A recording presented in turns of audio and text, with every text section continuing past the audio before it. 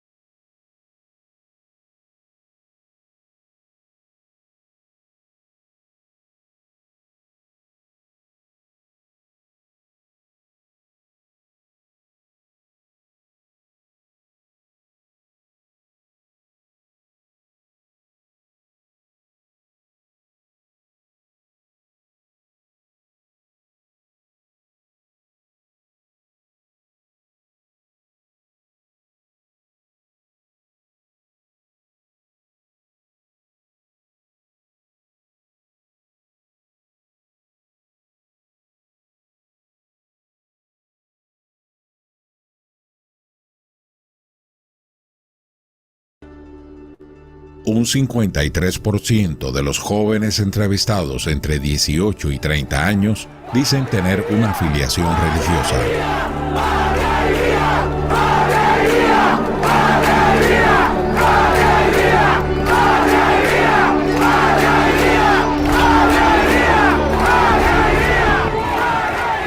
¿Sabías que en Cuba se destruyen iglesias, se persiguen a líderes religiosos y se penaliza la libertad de conciencia y credo?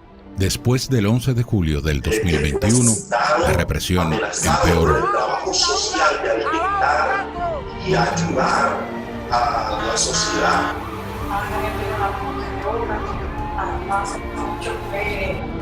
Perseguido en un auto mientras iba a su parroquia de vertientes. Podríamos hablar de cada veterano que le han demolido el templo. El padre de Soto ha sido en ocasiones citado por la seguridad del Estado,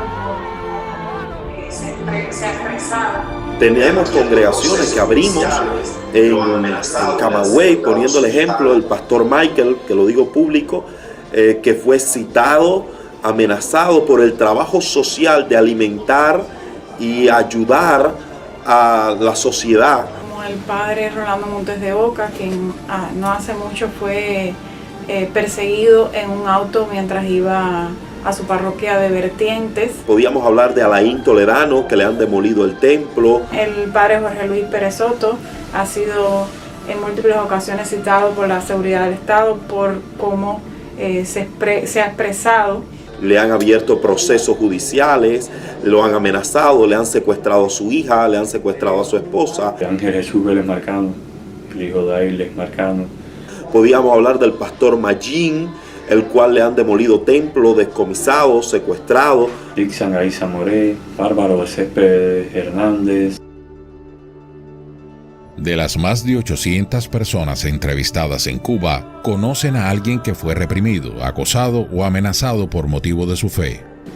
Realmente es muy triste la situación que ellos están viviendo y por eso es tan importante hacer visible estos casos, no quedarnos callados. Es importante cada cierto tiempo volver a recordar en las redes sociales y en los espacios que tengamos que estas personas aún continúan presas, que estas personas no hicieron nada malo, simplemente se manifestaron pacíficamente, que es un derecho en cualquier lugar del mundo.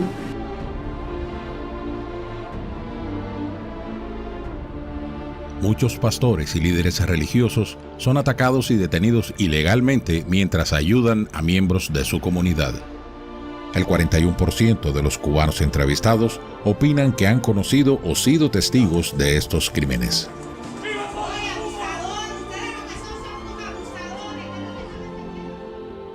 Un 34% de los cubanos entrevistados considera que se ha impedido en alguna medida que las iglesias organicen actividades religiosas dentro de su lugar de culto.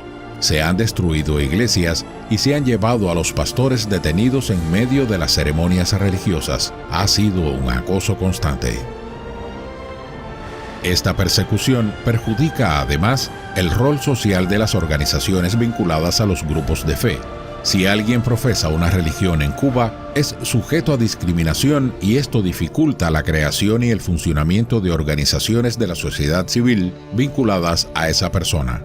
Toda organización y movimiento que se enfoca en trabajar con la sociedad civil de Cuba, no con ningún origen ni siquiera político, sino simplemente de ayudar, de hacer trabajo social, de entregar alimentos, de poder exponer públicamente su derecho a culto y de poder aplicarlo en todas sus áreas, es perseguido por el gobierno cubano.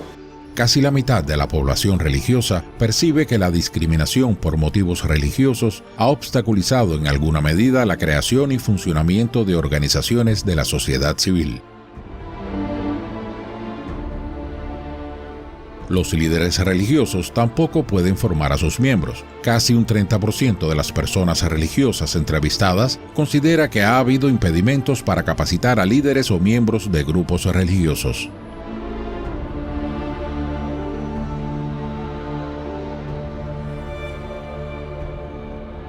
A los grupos religiosos se les limita su libertad de expresión y su posibilidad de comunicarse masivamente mediante los medios de comunicación y eventos de alto alcance.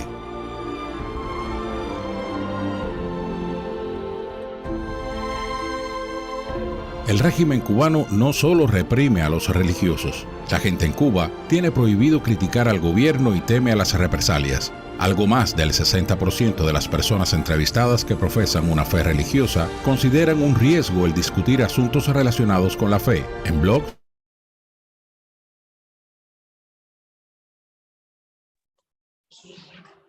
Well, I think that sets the stage for our discussion tonight and ends on such an important note that freedom of religion or belief is a right for everyone. Our first speakers tonight are from Outreach Aid to the Americas, one of the hosts of today's event. Outreach Aid to the Americas' purpose is to provide aid, alleviate suffering, and improve the dignity and quality of life of individuals, families, and communities, fomenting positive change towards democracy and freedoms. Our first speaker is Samaya Davila, OAA's Chief Operating Officer and Senior Program Director. With 10 years of experience working on human rights advocacy, community development, and humanitarian assistance, Samaya has implemented various project assignments in Latin America and the Caribbean. Since 2012, she has built networks of civil society actors and faith-based organizations across Latin America in the defense and promotion of freedom of religion or belief. She has also worked in strengthening human rights with a special emphasis on religious freedom, humanitarian relief, and independent civil society. Our second speaker, Mari Carmen Estrada, is OAA's Senior Program Director, advising and managing human rights and development projects in closed societies and vulnerable countries, including Cuba, Nicaragua, and El Salvador. Some of her areas of expertise include human rights, health, education, democracy and governance, citizen security, migration, disaster preparedness, and response programs, including the development of policy dialogues, partnerships, capacity building, and community-based activities. She is an advocate for freedom of religion or belief and other fundamental freedoms for Cuba and Nicaragua. I'd like to welcome Samaya to kick us off. Thank you, Kiri. Good afternoon, everyone. Thank you very much for attending. We feel very honored for being here, raising our voices for those in Cuba who are repressed for their religious practice or belief. When talking about religious freedom, people automatically link violations to freedom of religion or belief to the Middle East countries. And although we recognize it is extremely relevant, this evening we would like to draw our attention to Latin America and specifically Cuba. Probably when you think about Cuba, your first thoughts are about Castro, the revolution, the missiles crisis. But what is happening today with 11 million people in the island in the Caribbean? Well, we are here to tell you about it, and this is why we would like to begin by sharing with you some findings of a report published by the Social Rights Observatory of Cuba, who recently worked with other international organizations on a very interesting survey and research about religious freedom in Cuba.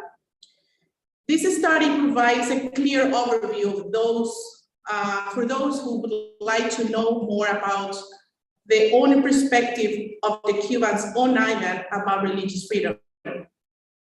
So according to the report, in the last 2 decades, there has been a certain improvement in the relations between the state and the hierarchy of some churches, as it relates to certain improvements in relation to administrative permits, access to some specific communication media, and presence of certain public spaces for the practice of religious acts and practices.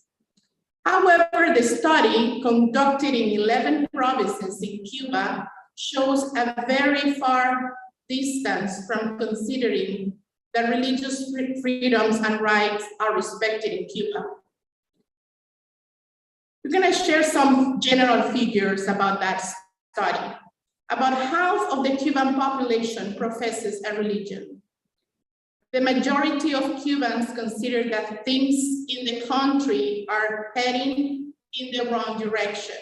Young people, the most critical, reach 68%.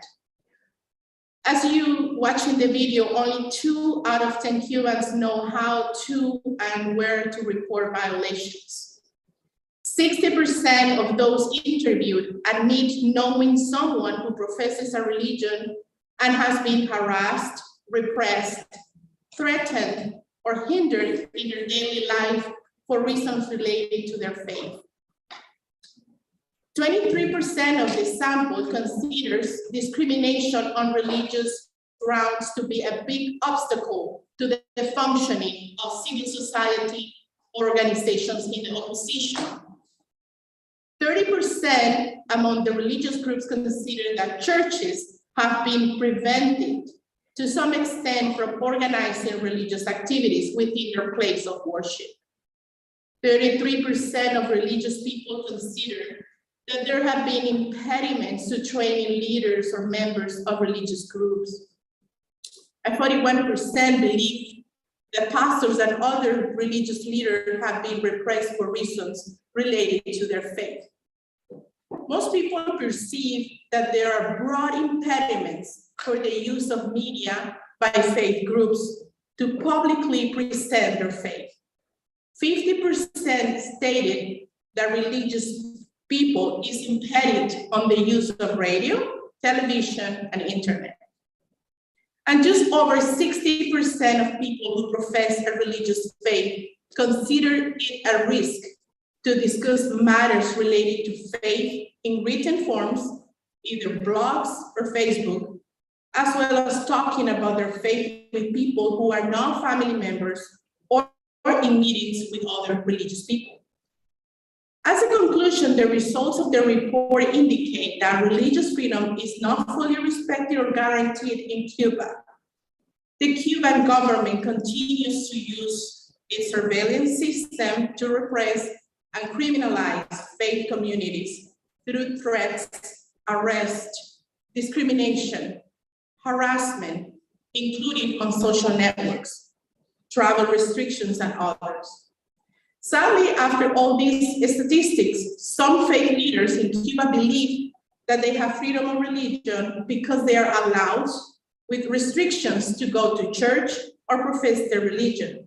However, although they do not enjoy the fulfillment of freedom of religion. Finally, we want to share some good news about a report that has been recently released just yesterday. The United States Commission on International Religious Freedom released a report on the new constitution and religious freedom in Cuba. We encourage you to go to their website and read their report. Thank you.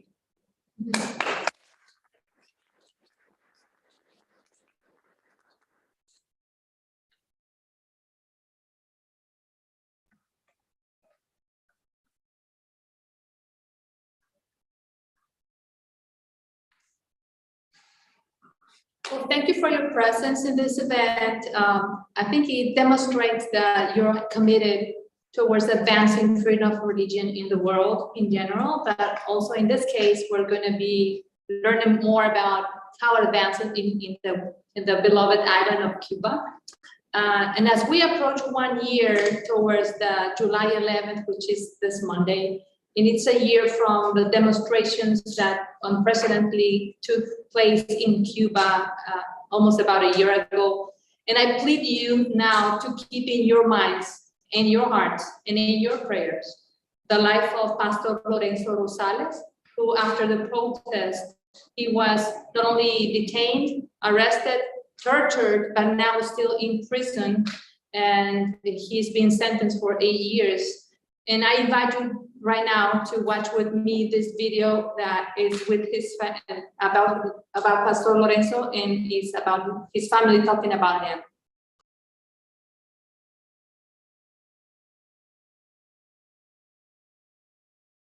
Somos muy apegadas a él, nunca nos habíamos separado de él.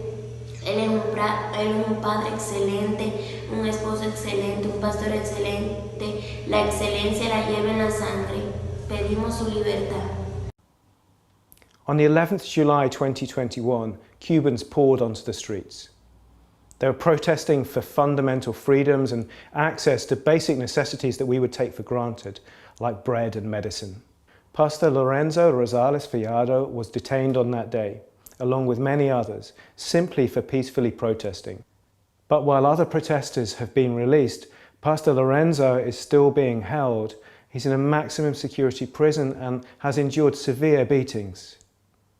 El pastor Lorenzo Rosales hace ya casi 4 meses preso injustamente en la cárcel de Boniato, sometido a grandes injusticias por delitos que no ha cometido. Ha sido un periodo muy difícil para mí, para mis hijos, como familia, y ha sido un dolor insuperable no tenerle junto a nosotros. Yo estuve en la manifestación, estuve a su lado la mayoría del tiempo y puedo afirmarles que estas causas las cuales imputan no son ciertas. No dio golpes, no realizó atentados, no intimó a nadie, no llamó a nadie a que fuera ninguna ni que se dijera ninguna, se dirigieran hacia ningún lugar. Estas causas no son ciertas y hoy pedimos en este video su liberación. Estamos orando, clamando al Padre y sabemos que con la ayuda de Él, con el apoyo de toda la comunidad internacional cristiana que se ha solidarizado con esta situación, con nuestra familia, obtendremos la libertad inmediata. Pastor Lorenzo is being targeted because he is a church leader. And this is part of a long-running campaign against him, which dates back to 2009. Please join us and stand with this family as we call for freedom and justice for Pastor Lorenzo. You saw in the video, yes, there is harsh repression from the government of Cuba against Cubans, religious groups and religious leaders. In paper, the Cuban government has signed and in some cases even ratified international human rights covenants and includes in its constitution the right of religious freedom. But basically, this is, however, just a charade. In reality, the Cuban regime systematically denies its citizens these internationally recognized human rights, including the right of religious freedom and several other human rights, including the freedom of expression, movement, association, that are violated against religious leaders and groups in Cuba. The primary vehicle of repression, I would say, is from the government of Cuba. It's an office that is called the Office of Religious Affairs, which is responsible for not only regulating but more policing religious activity in the island. This office is part of the Central Committee of the ruling Communist Party, and the government is using this office and several other tactics that includes, for example, censorship, threats, harassment, physical attacks, withholding legal status for the groups, confiscation of properties, frequent police summons, defamation, accusations against illegal behavior, immoral behavior against the leaders, denials of rights of movement, of the rights of education, employment, acts of repudiation, restrictions in general, and even they fabricate and allege crimes. So they are followed by even fines and detentions and even imprisonment.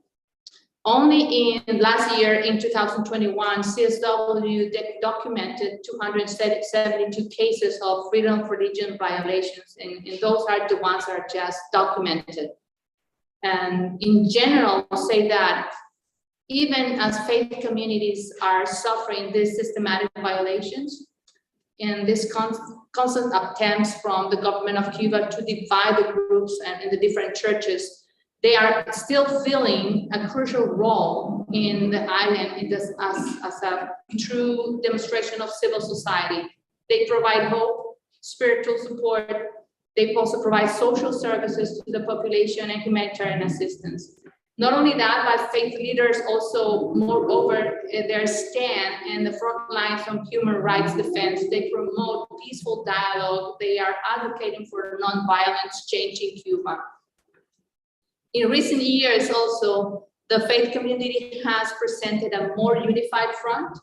So they are churches and different faiths have been that usually and historically has been divided by the government of Cuba. They are now increasingly working together. They are defending us more as a group, religious freedom, basic human rights, and are openly as a group advocating for the common good. So this is good news. At the same time, what happened last year as in a cry for freedom and out of desperation, the people spontaneously in July 11th of last year, thousands of Cubans in more than 60 cities around and across the island, they took the streets shouting libertad, which means freedom. It was a social explosion in the island, demanding economic, political reform, the respect of their human rights, the termination of dictatorship and the repression. As expected, however, after the July 11th protest, and within hours, the regime's police and paramilitary units cracked down the demonstration. Many were beaten and at least 700 people were detained. Many of them violently, as happened with the Catholic priest who received a blow in the head with a bat and he was injured.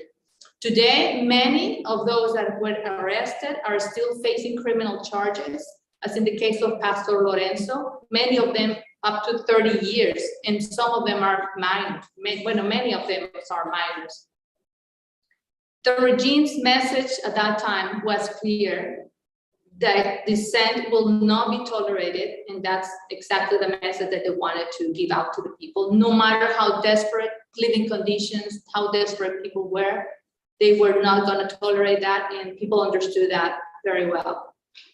And in the wake of July 11th, religious leaders of various denominations expressed support for these peaceful demonstrations and provided humanitarian assistance, spiritual support, and guidance for the prisoners and their families and the detainees. So they were still in their process of providing support and being leaders within their communities.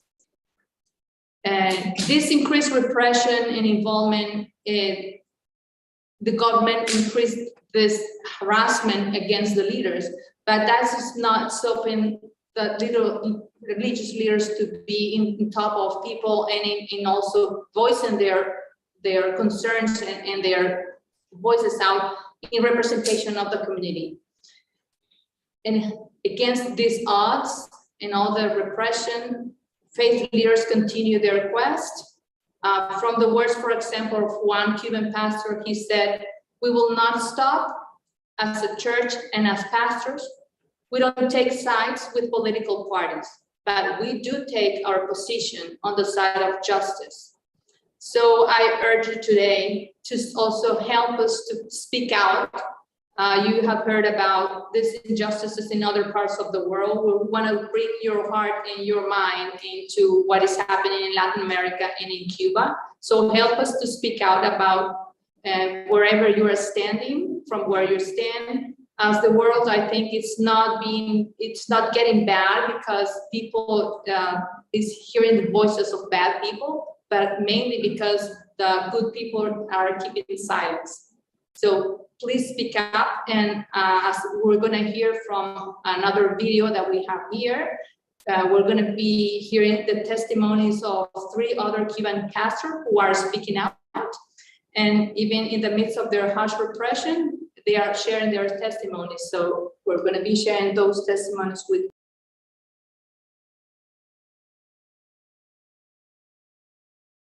Un saludo a todos los amigos y hermanos y los participantes de esta 9ª cumbre de las Américas. Es un honor poder saludarles desde aquí, desde el cautiverio. Cuba es un campo de concentración.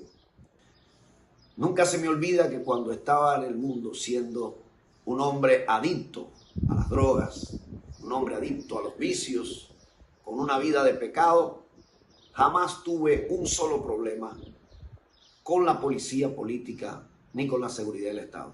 Desde que me convertí a Cristo, comencé a ser tratado como todo un criminal en este país. Nuestro ministerio ha sido un ministerio que ha traído beneficio en todas las áreas para todo aquel que ha creído y se ha convertido al Señor. Fundamos esta iglesia y el régimen, a causa del crecimiento y el impacto que ha tenido dentro de la nación de Cuba, nos ha demolido 2 veces nuestra casa y nuestro templo. En el año 2007 fue la primera demolición. Fuimos expulsados, lanzados a la calle, mi familia y yo, y la iglesia quedó sin sus bienes y su tierra, que fue demolida y decomisado todos los bienes de la iglesia. En el 2016 igual, demolieron, entraron los bulldozers, secuestraron a mi familia, más de 200 líderes y pastores fueron detenidos y fueron abusados físicamente. Tenemos jóvenes que fueron desmayados a golpe y la iglesia volvió a quedarse sin templo, sin bienes, y nosotros nos volvimos a quedar sin casa, lanzados a la calle hasta el día de hoy, sin ser repuesta ninguna de las propiedades y los bienes que nos quitaron. Libertad religiosa en Cuba es un delito castigado cuando levanta la voz y le exige. Es una condena que te pone a ser violentado, a ser atacado, a ser encerrado y a ser castigado de la manera más cruel, como lo están siendo muchos pastores en la isla en este momento, como el apóstol Mario Jorge Travieso, que desde hace ya casi 3 años ha sido castigado con persecución, con demolición y con la imposibilidad de poder salir de la nación. El apóstol Tony, como le decimos cariñosamente, que tampoco puede salir de la nación. Tenemos también a otros pastores como Juan Carlos, que tuvo 1 año en prisión producto a las celebraciones públicas que daban. Así, de esta manera, muchos pastores como el pastor Rosales, que ha sido sentenciado a 7 años de prisión por causa de levantar la voz y pedir libertad. Pedimos a todos los órganos internacionales que puedan tomar una posición donde Cuba le sea exigida que respete los derechos humanos, que respete la libertad religiosa y que le traiga al pueblo cubano y le entregue al pueblo cubano su libertad. Les bendigo. Desde Santiago de Cuba le habla el pastor Alain Toledano.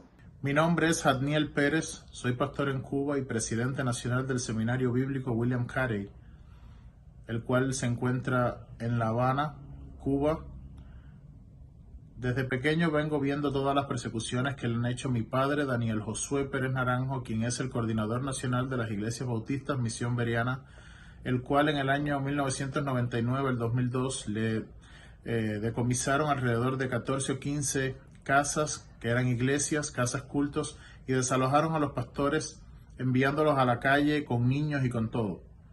Después, en el transcurso del tiempo, en el 2006, nosotros fuimos a pastorear a Velasco, en el cual también intentaron quitarnos la casa a mi esposo y a mí. Lo que terminaron haciendo fue que entonces en el curso 2011-2012 a mi esposa no la dejaron graduarse de doctora, ni a mí tampoco me dejaron graduarme en el mismo año de licenciado en inglés, lo cual estábamos estudiando. Solamente nos faltaron el último examen a los dos. Nos tuvimos que mudar para La Habana entonces por la cuestión del seminario y todo esto. Y en La Habana eso fue también un desastre. En menos de 2 meses nos citaron más de 15 veces, donde me llevaban para la policía, donde después a mis hijos los hacían firmar actas para tratar de llevarlos para escuelas de menores.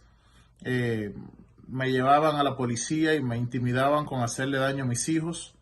A mi esposa también varias veces le estuvieron metiendo miedo y nos llamaban desde números privados de que nos podían pasar cosas.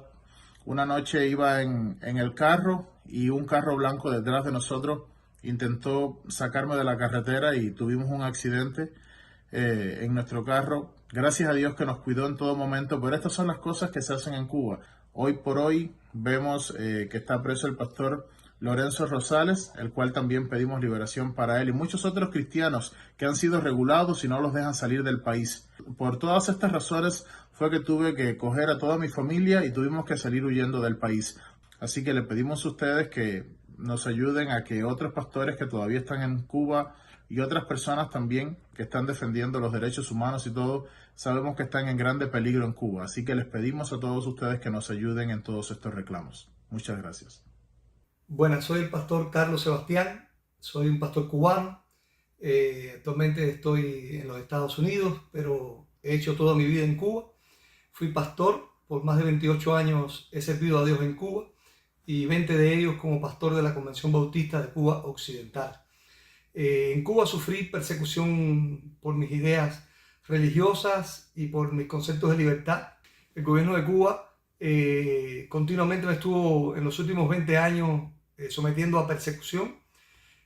Todo comenzó con mi pastorado en Yaguajay. El templo de la iglesia estuvo perdido por 20 años por una mala justicia impartida por el gobierno de Cuba a favor de un grupo minoritario que era a favor del gobierno y que le dio derechos sobre la propiedad. Nosotros estuvimos allí, luchamos mucho por recuperar esa propiedad desde el punto de vista legal, pero a partir de ese momento me catalogaron como un contrarrevolucionario, como una persona no grata, y a partir de ahí empecé a sufrir la persecución.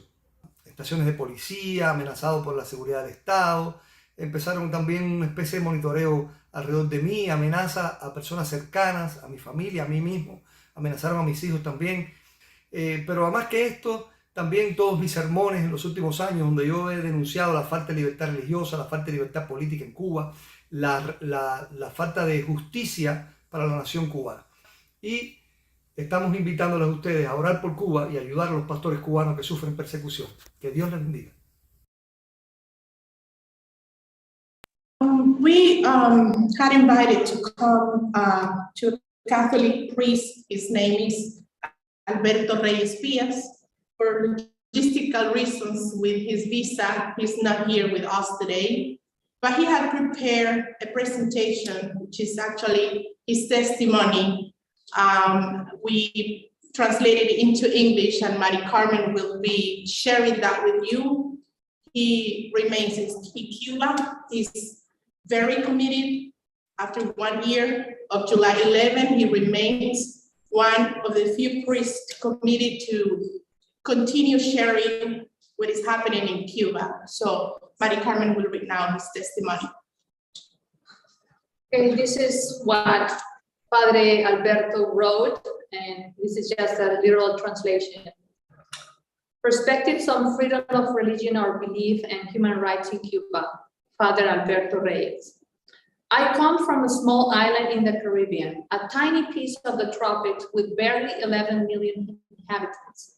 For this reason, I want to begin by thanking all of those who today look at my land and say, I want to do something for them.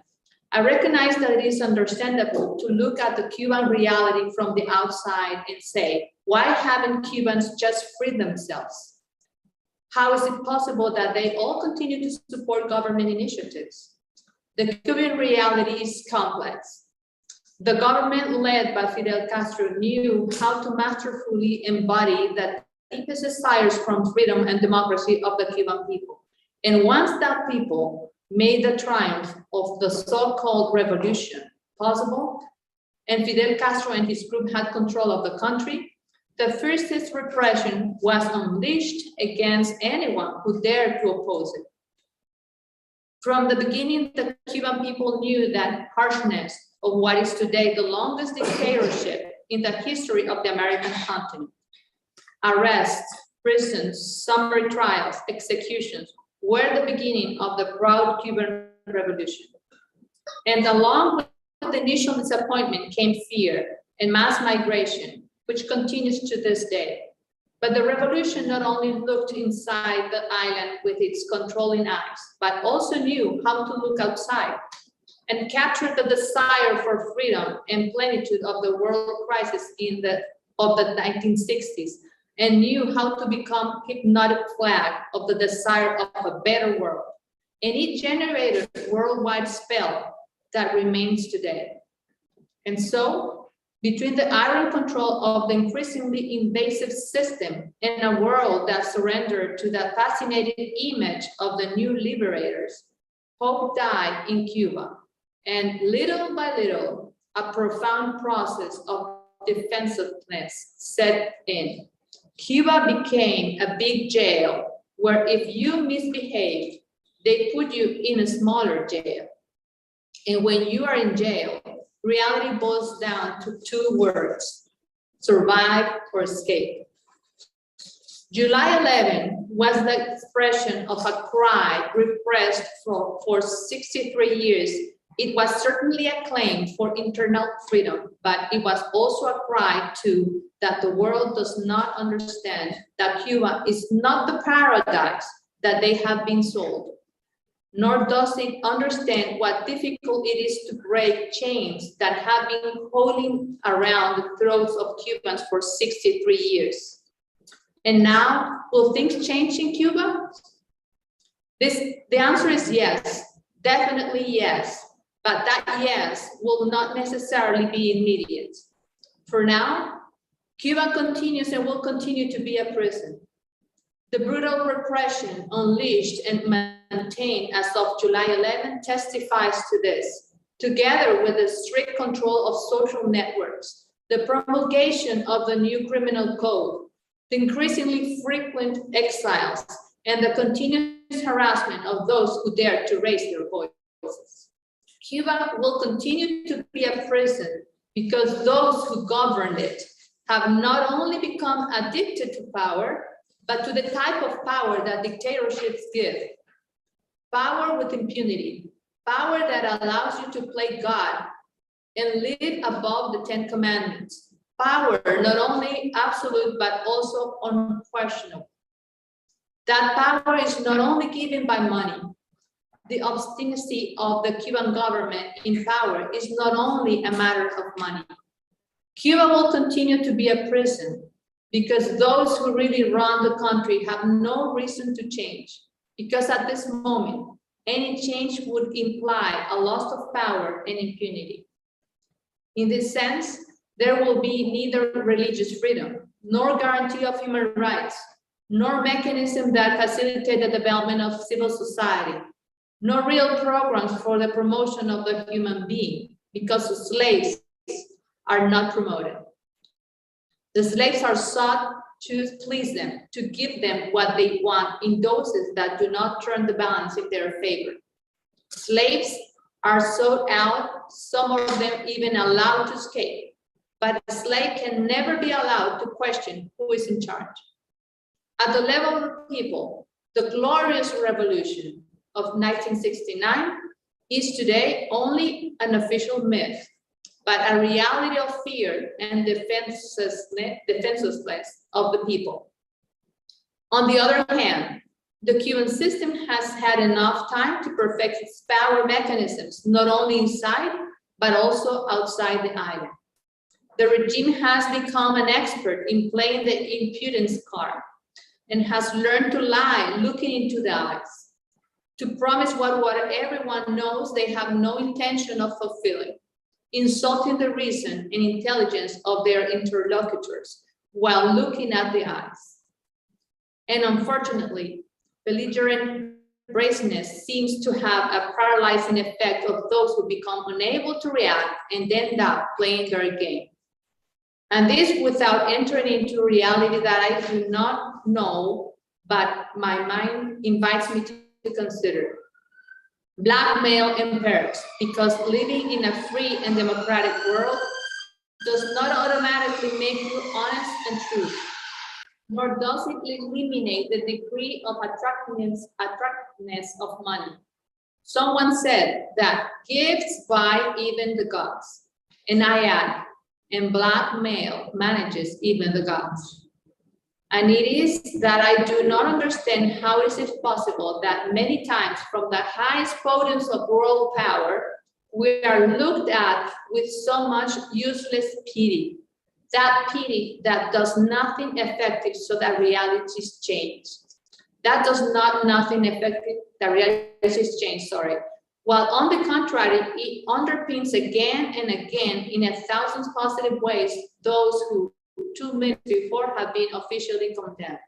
However, I believe that today in Cuba, the verses of another islander, Oscar Wilde, who said, "We are all in the sewer, but some of us look at the stars," become a reality that phrase in Cuba. Today, there are many, many of us who from our sewers, made of fear and misery, look at the stars.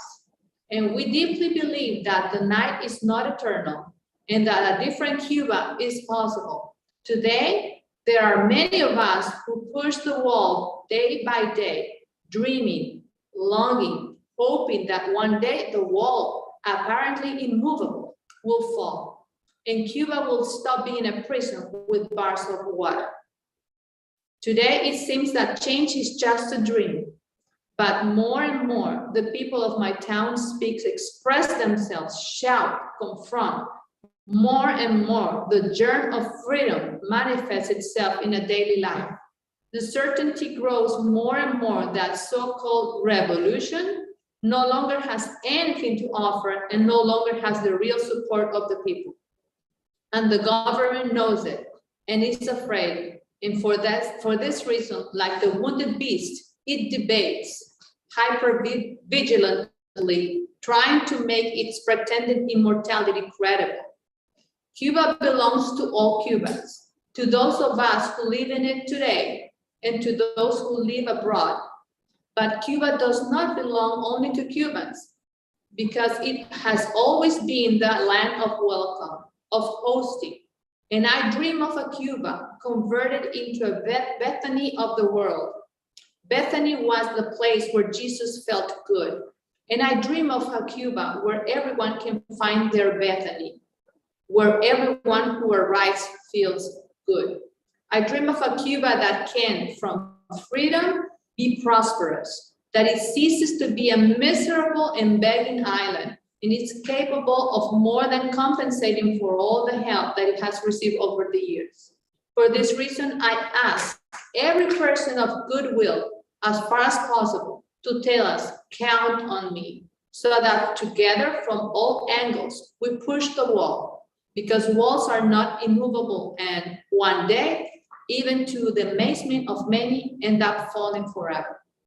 To those who today have power and influence in their hands, I ask for coherence. I ask for the necessary freedom to defend justice and truth, or at least the courage to remain silent, not to support the slow agony of the people that already it has received a double ration for his sins. I ask for support for civil society, for all those who today, from our small trenches, are working for a better Cuba for all also for those who oppress us, and ask for a prayer, because we already tried to exclude God from our story and it didn't work. Many years ago, my people turned their back on God. And when people turn their back on God, they cannot walk. Not in vain did Saint Augustine wrote, when one flees from God, everything flees from one. We fled from God. We banished God. We turned our backs on God. And today we're people submerged in the net. It is true that Cuba has many needs, material and non-material. But our greatest need today is to have the courage to turn our faces to God, because building a new Cuba without God would be nothing more than a different path to a different dictatorship.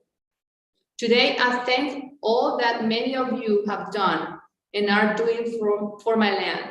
And I humbly ask you to not stop helping us, push the wall, but above all, I ask you to pray, not only for my land to return to be free, but for that freedom to grow by turning our face to God.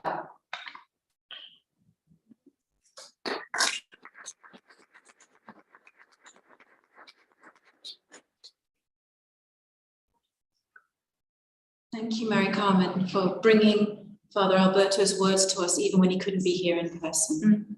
That was incredibly moving. Before we move on to the next part of our program, I just have a couple questions for Samaya and for Mary Carmen. My first one is, as we saw from the video in the beginning, that when there is pressure on religious groups, it has also wider effects in society because social work that they might be involved in is also affected. And we know that over the decades, religious groups have carved out space to function and support their communities in different ways, not just through religious activities, but outreach with those struggling with addiction, support for the elderly, this sort of thing. How do you see this type of social work evolving, given the increasingly repressive laws and surveillance by the government? If I may, Kiri, I think that work that they continue doing is more noticeable, more visible today. I think the Cuban faith leaders are finding creative ways to continue doing their social work despite the tactics of the Cuban government against them. It's visible in terms of the great need because of food insecurity, the great need because lack of medicine, the great need because of the healthcare system falling down. And they face so many challenges to come alongside their people. But I think they are so committed, and I think they realize that they probably cannot speak out as they did possibly a year ago, but they know and they're committed with their pastoral mandate of being alongside the people who is suffering, who is certainly every day looking for food since 5 a.m. every morning in long lines to look for 2 eggs. There's no milk. And I think priests and pastors, nuns, and many other religious leaders from different groups, not only Catholics and evangelical, but many other groups, are looking into ways to feed the people that certainly the Cuban government is not doing. So I would say that God is with them, and they are so brave of continue being 24 hours alongside their people. Is there anything? Well, just by experience, and one of the things that I have seen, like Samaya was sharing, is that they their drive of helping their people goes beyond their fear. So that's what I can just say, because I have been listening to testimonies of priests and pastors, and it is just a challenge to see how they are committed to fulfill the needs, not only material needs, but also spiritual needs of their people. That's what drives them, I think. And I think that passion also comes across in Father Alberto's words, right? From those who are speaking out as well. You know, you said obviously that they are able to overcome their fear, their need to help people overcomes their fear. We know that despite the crackdown since the 11th of July, including the imprisonment of hundreds of men, women, and even minors because of their involvement in peaceful calls for change, that religious leaders have also found a new courage to speak out for justice. And this is a distinct change from the approach of religious leaders in the past who wanted perhaps to avoid politics. What do you think has changed? They are faced there, you know, what has changed? I know you spoke of the hardship. Is this what has spurred people to just speak out?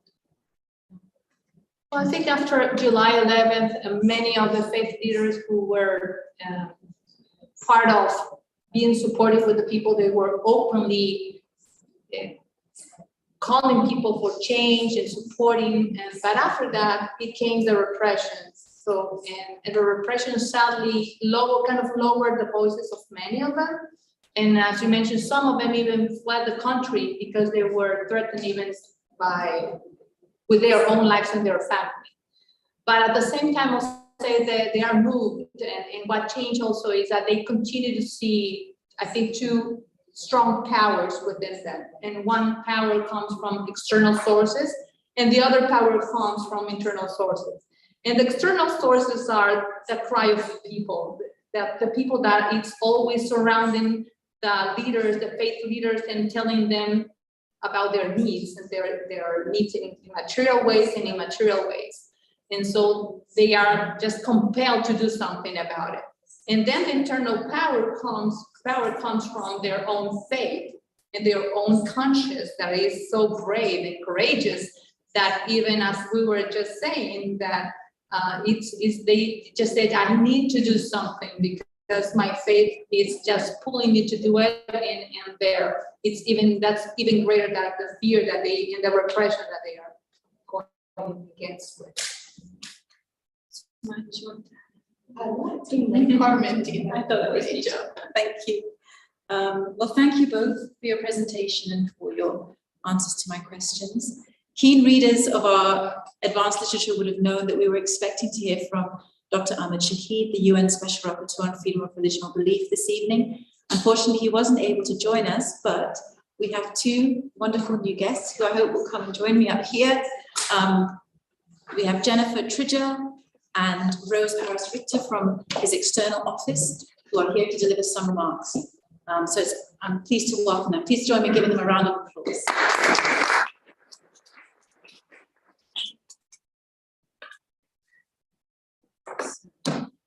Jennifer Tridgell is Dr. Ahmed Shahid's senior legal advisor and member of the UN Special Rapporteur on Forbes External Office, where she leads activities that facilitate the mandate, including research for his reports and activities that bring visibility to his work at the United Nations and beyond. She is an experienced Australian qualified lawyer specializing in human rights who has worked at leading international firms, in addition to working at the International Criminal Court and the University of Cambridge's Lawton Pact Centre of International Law. Jennifer, thank you for joining us. Over to you. Thank you so much for that introduction. And I know that the Special Rapporteur, Dr. Ahmed Shahid, was very sad that he could not join this event. He currently has COVID and has been battling a fever for a few days. And it's probably, you're probably quite relieved that he's not in the room infecting you all before you try and go back to your various places. So what I'm going to do today is provide a broad overview of international protections for freedom of religion or belief, and also the role of the Special Rapporteur in facilitating this on the international stage. As I'm sure many of you are aware, the right to freedom of thought, conscience, religion or belief is enshrined in international human rights conventions. including Article 18 of the International Covenant on Civil and Political Rights. This protects the freedom to have or to not have a religion or belief, and to practice that religion or belief either individually or in community with others, in public or in private.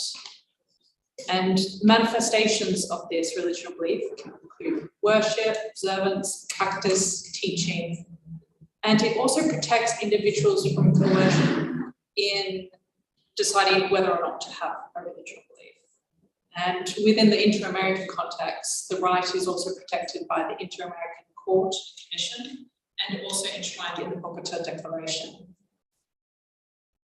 The right has two dimensions. One is forum interna, the internal thoughts and belief, what happens in our heads. And this is something that states can never violate under any circumstances. And then the other part of the right is the manifestations, what you do day to day.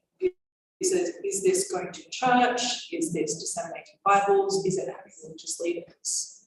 And this aspect of the right can be restricted in very narrow circumstances. However, such limitations must be narrowly construed and meet a strict set of criteria, including legality, is it enshrined in legislation? Legitimacy, does this have the aim of protecting public order, safety, health, morals, and the fundamental rights of individuals? And is it proportional, so the least restrictive approach necessary for achieving the aims? And finally, is it not discriminatory in terms of intent and effect? One thing that the Special Rapporteur has come across frequently in his work is misconceptions and misunderstandings of what freedom of religion or belief is and what it is not. Misconceptions include that freedom of religion or belief is absolute to encompass those manifestations rather than only the forum internum being absolute.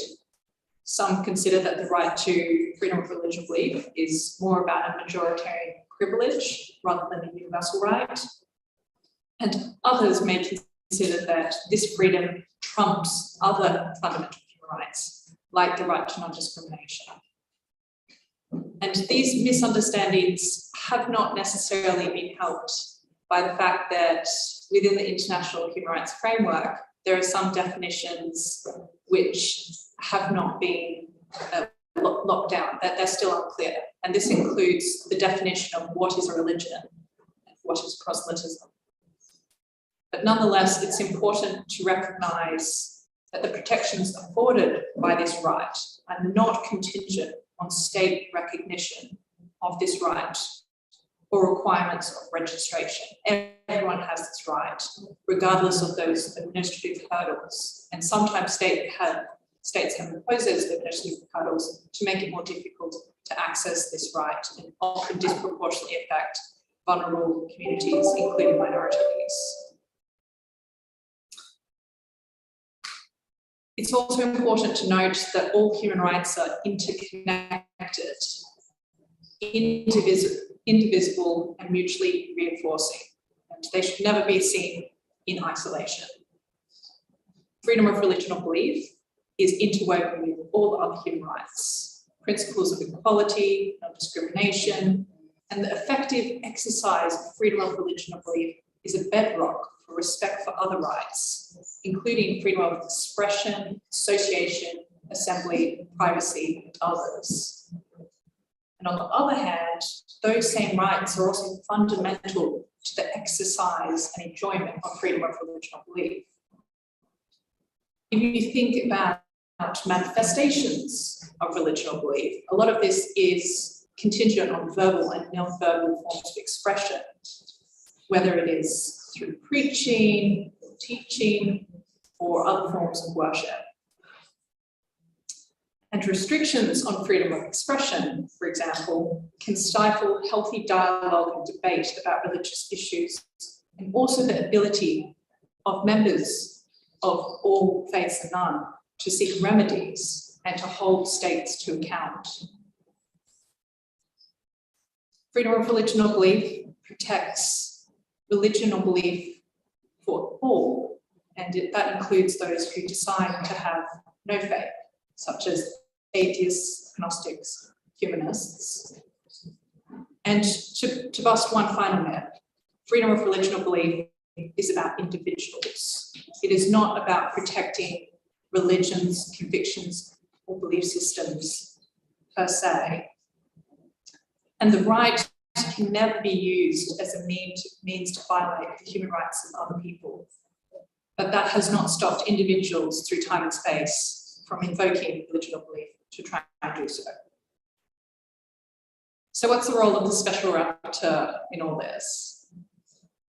The mandate was created in 1986, and the Special Rapporteur falls within this umbrella called Special Procedures at the United Nations, who are independent experts elected by the Human Rights Council to hold states to account as duty bearers for their obligations to promote, protect, and fulfill all human rights, including freedom of religion and belief. And the Special Rapporteur has a number of activities which he regularly engages in to try and hold these states to account. They conduct fact-finding missions to various countries across the world. They write urgent appeals and letters of allegation to states with regard to individual cases. So if you come across a situation of particular concern, then you can go on the Office of the High Commissioner website and submit one of these cases, and he will transmit that to the state and really raise the international profile for that. And then finally, a key part of his work is submitting thematic reports to the UN Human Rights Council and the UN General Assembly. This happens one to each of those two forums each year. And as my colleague Rose will undoubtedly elaborate upon in lucid and excellent detail, there is a very important role for civil society actors, such as yourself, in helping to fulfill the implementation gap when it comes to having these international norms of human rights and state action on the ground. Because by working together as civil society actors, bringing together leaders of all faiths and none, individuals who want to exercise the right, all this collaborative and communicative action helps to ensure that right to freedom of religion or belief and its accompanying benefits for peace and flourishing for human society can be realized. Freedom of religion or belief is for everyone, everywhere, and at all times. And we all benefit from this. And thank you for your work in this regard. Thank you.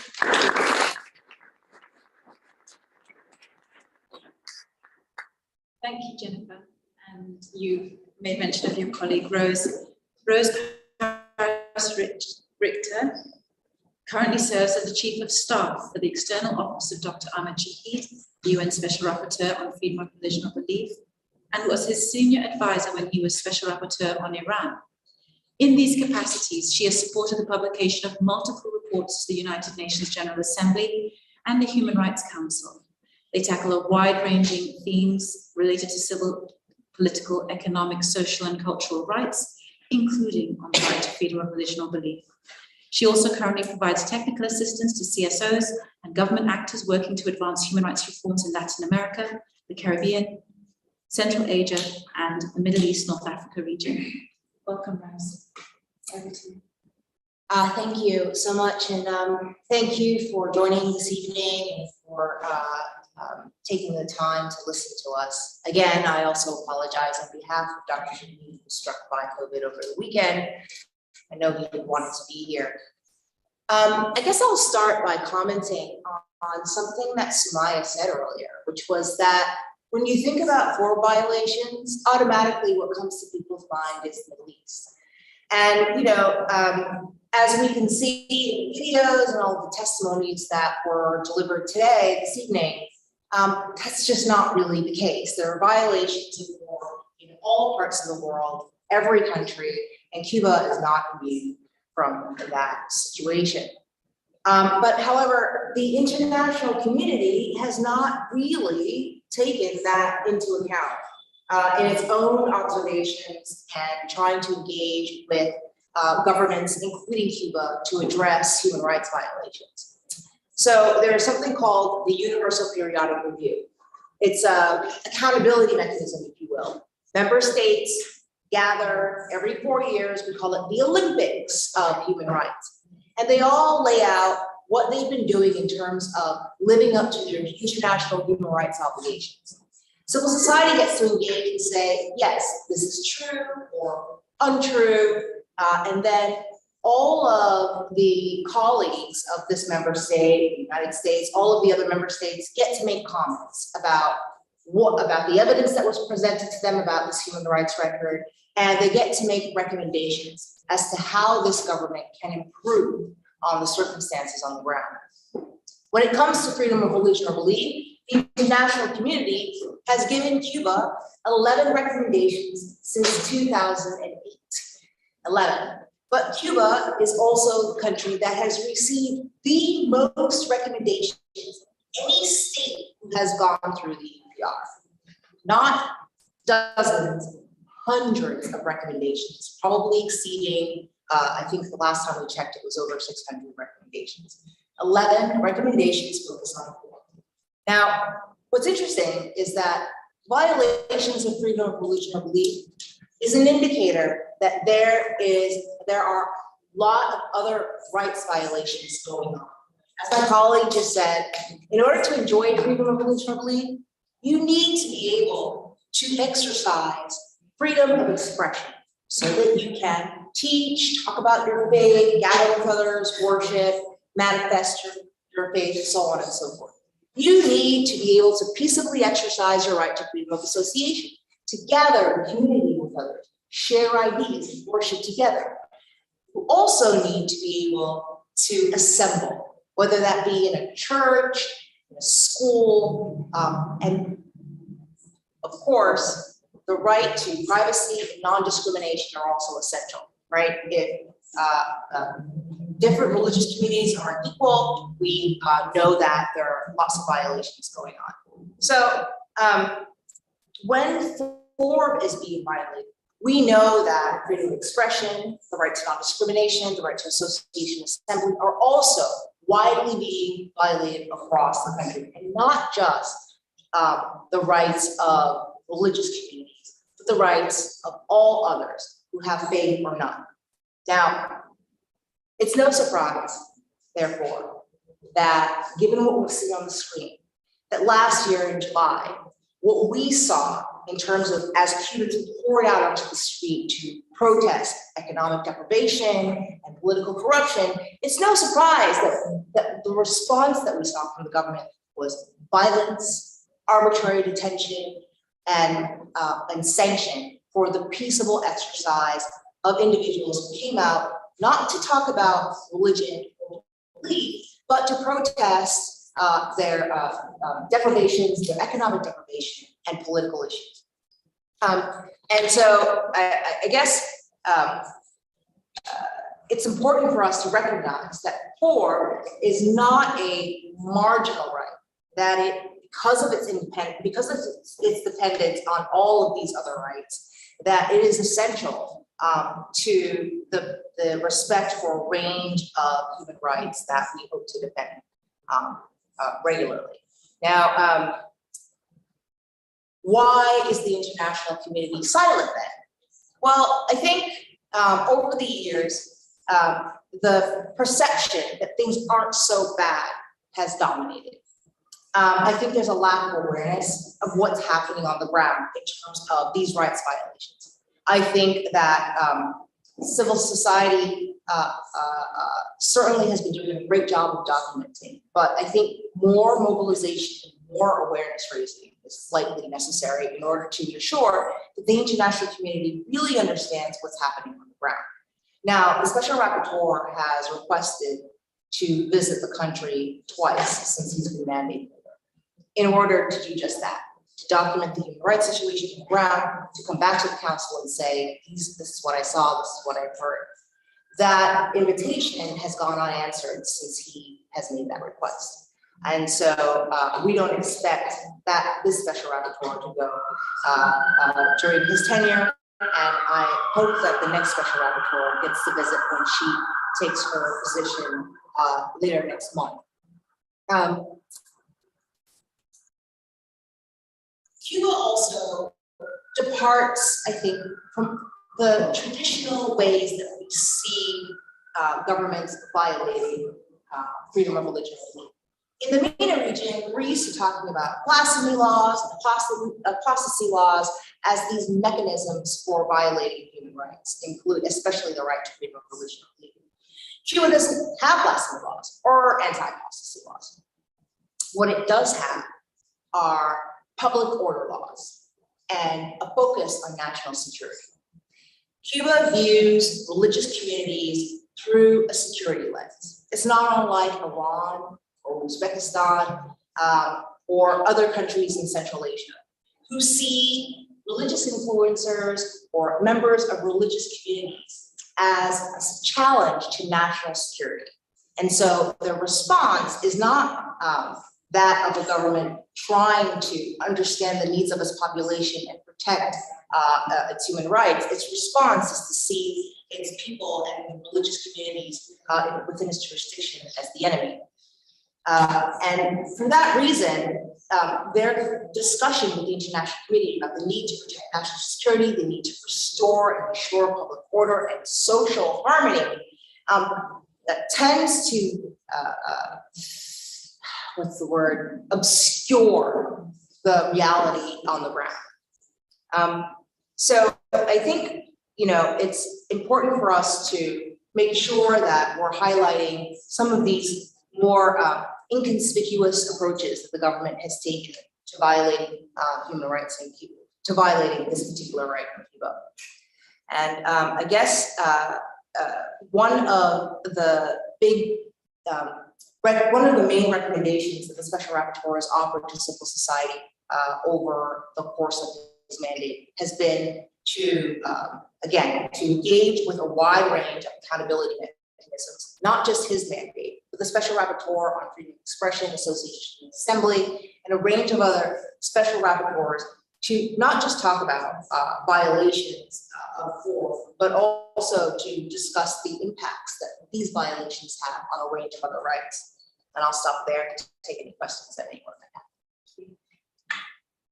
So I know that we're obviously towards the very end of ministerial and coming towards the end of this event, but we have a bit of time now for a Q&A. But first of all, thank you, Rose, for that. Maybe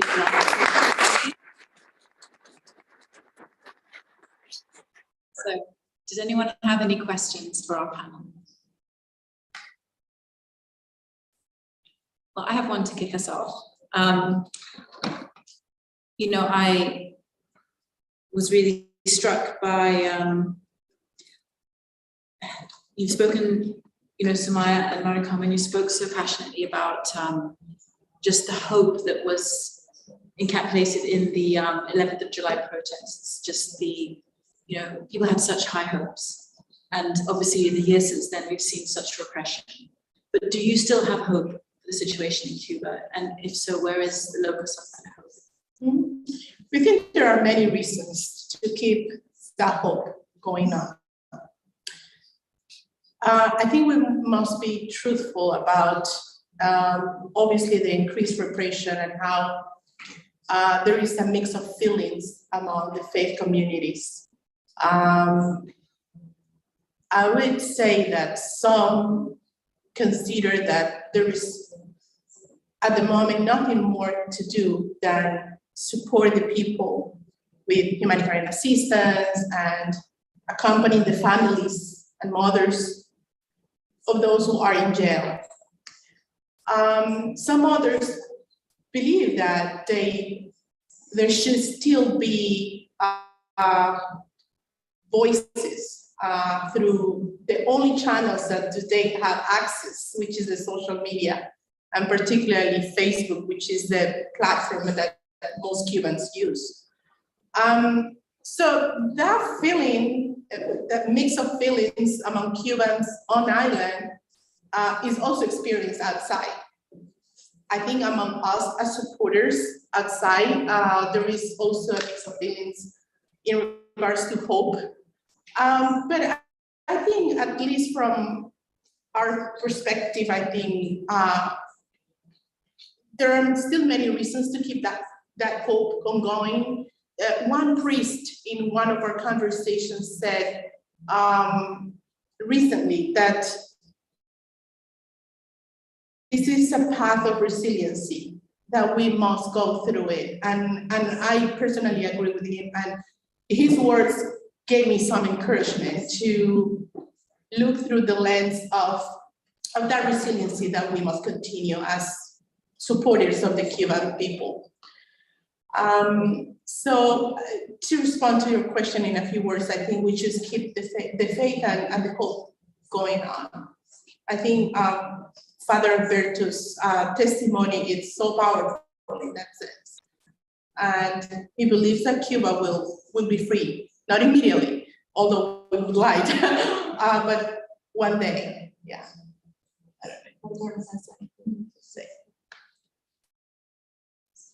I have a question. I work with countries predominantly in the Africa Middle East region, and I was really struck when you talked about the violations that church leaders are reporting about that emanate from the Office of Religious Affairs, and how that bears parallels with other country contexts that tell me something. Very nice cars from down the streets. But I was just thinking about the parallels with other countries that I'm familiar with about the way that the Office of Religious Affairs works to be used as a tool of repression. And I was just wondering if there was any comment from the Special Rapporteur's office in terms of recommendations that you can give to states that do have an office to manage religious affairs, but then we so often see it manipulated as a tool of repression. What recommendations can you give to sort of governments to try and ensure that their administration of religious affairs actually creates an enabling environment that protects religious freedom rather than restricts it? Sure. Well, thank you for the great question. And it's something that we've seen again and again in country contexts where there is often both a Ministry for Religious Affairs and a state religion that's being imposed. And the existence of these per se is not a concern for human rights, whereas a concern for the Special Rapporteur and the human rights system is where these mechanisms are used to violate the rights of often very vulnerable individuals of all faiths and none. And I'm sure that you could also tell me in far more detail about like your work in these regional contexts, and I'd love to chat up with this as well. But when it comes to providing recommendations for how states can better protect freedom of religion and belief, including through the Ministry of Religious Affairs, there's countless ways, and the Special Rapporteur provides a recommendation section in each one of his thematic reports to the UN system, which if you're interested, I would recommend that you go and read. And as a starting point, states should be reviewing their policies, their practices, their legislation to make sure that they are compliant with human rights across the board. And when it comes to freedom of religion or belief, this might include, for instance, indirect discrimination, where a policy might not explicitly target a community, but might have a disproportionate effect on them. And civil society has an important role also in monitoring where, say, the Ministry of Religious Affairs is overstepping, is disproportionately affecting these communities, particularly when it comes to monitoring and reporting on these incidents.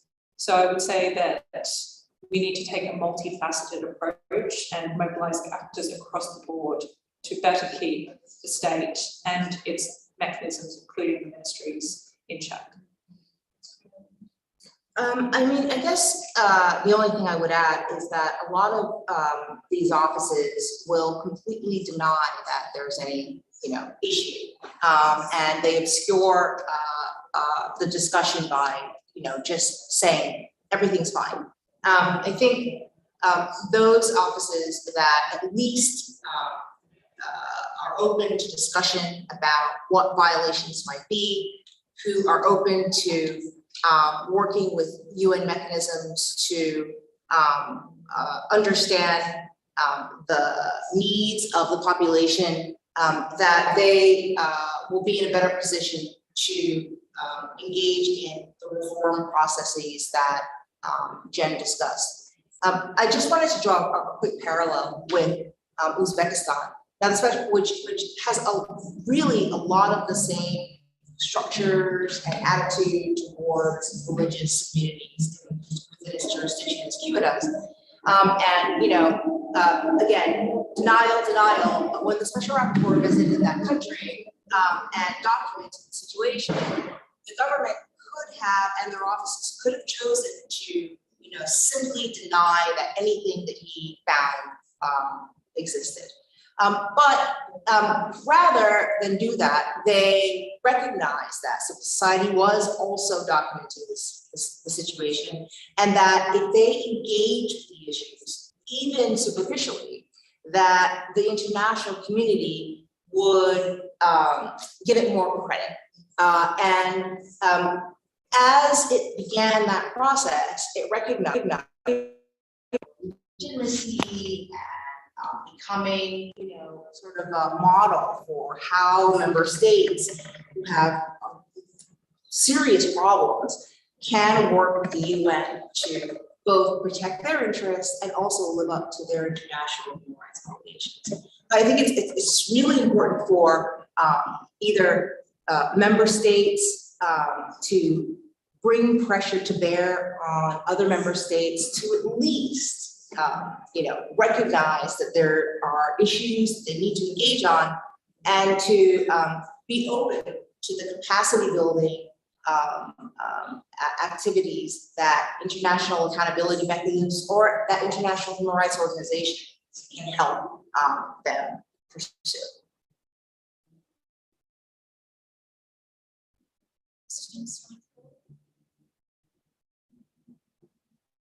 Probably very early days here, but do you think this two-day conference in London was going to make a difference in Cuba?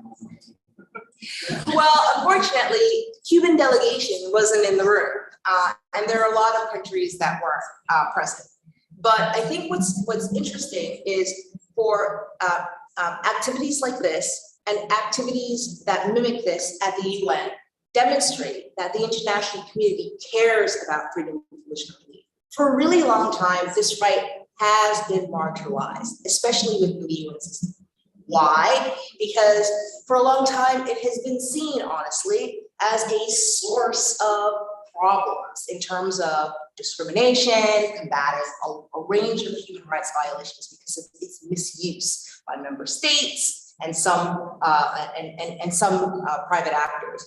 But now I think the UN has been focused on looking at form and the impact that religious freedom or freedom of religion or belief has on a range of other international imperatives, the right to development, the peace and security just around the world, and linking the respect for this right to the ability to achieve all of these other international imperatives has been central to demonstrating the importance of form and its protection.